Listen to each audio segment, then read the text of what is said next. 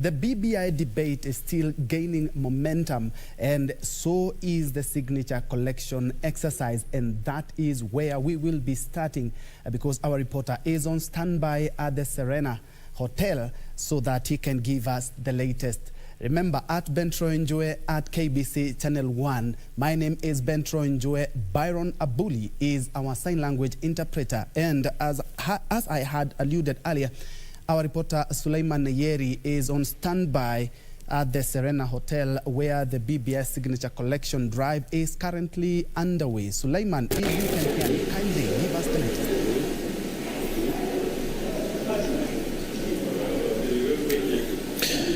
Thanks very much, Ben Trenjo, back from the broadcasting house, and we are coming to you live from Serena Hotel, where Linda Katiba movement today was giving its presser, where they questioned the motive of the BBI debate which is going in the country, where they asked that if it is a political movement or it is for the interest of the country. The movement, which is now calling for Kenyans to reject the BBI, is also saying that it will take legal actions against the BBI. And I'm joined by Linda Daisy Amdani, who will give us more info on what Katiba movement is calling for in this BBI debate. Karibu sana, Madam Daisy. Asante. Maybe you can tell us what were you doing here today and the presser was all about.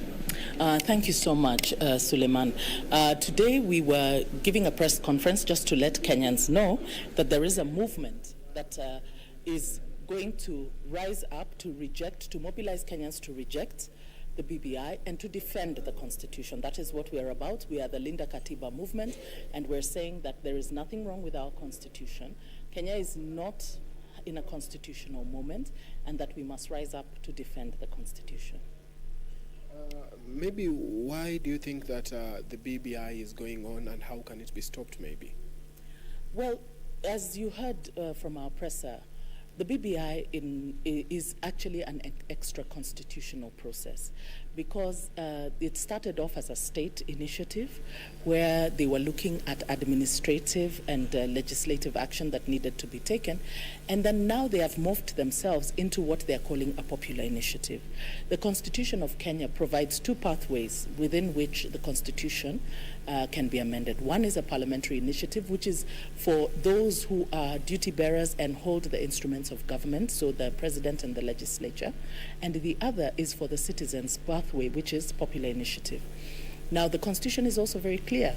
Popular initiative cannot be a pathway that government uses. So it is an abuse of the Constitution, it's abuse of power, it's abuse of state resources and state machinery.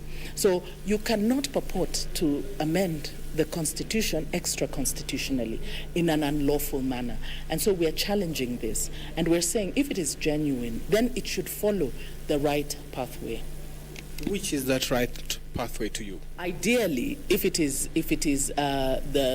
the president feels that there needs to be a constitutional amendment, and the Right Honorable former Prime Minister Raila Odinga, they have their troops in the House. Let them formulate the bill, let them take it into Parliament, and let them follow the procedures as stipulated in the Constitution in Article 256.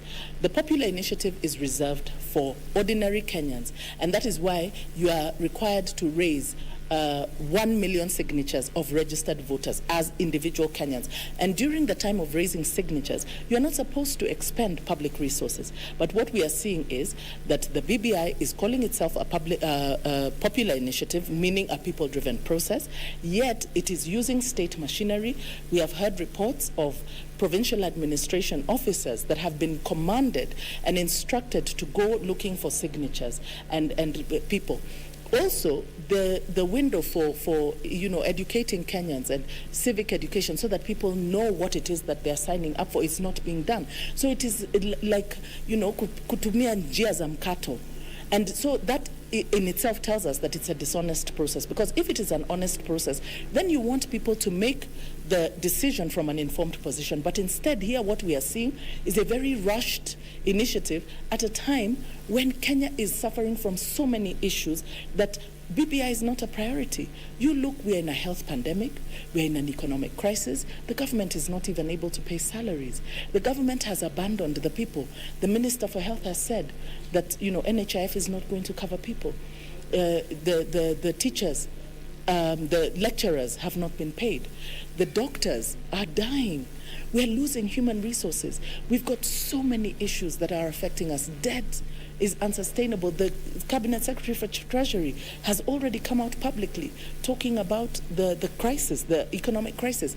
So how irresponsible is it for the government then to take us on this pathway? And we know that a referendum is equal almost to like a political campaign.